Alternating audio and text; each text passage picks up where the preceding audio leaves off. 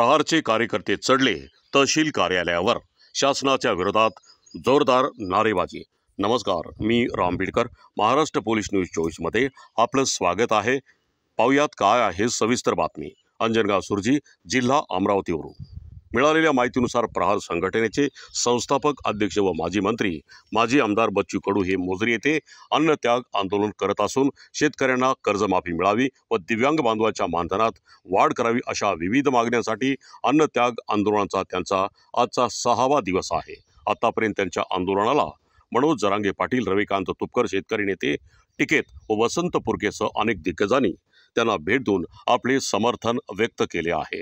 याचाच एक भाग म्हणून प्रहारच्या कार्यकर्त्यांनी अंजनगाव सुर्जी येथे तहसील कार्यालयावर चढून सरकारच्या विरोधात जोरदार घोषणाबाजी केली। यामध्ये शिवम निमकडे, सुजित काटोडे, निखिल कड हे तहसील कार्यालयावर चढून आक्रमक आंदोलन करीत आहेत।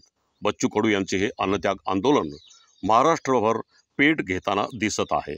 महाराष्ट्र सरकार बच्चू कडूंच्या मागण्याची दखल घेईल का, असा प्रश्न महाराष्ट्रवासियांना पडला आहे। महाराष्ट्र पोलीस न्यूज 24 साठी मी राम बिडकर सह अमरावती जिल्हा प्रतिनिधी मनोज मेळे, अमरावती।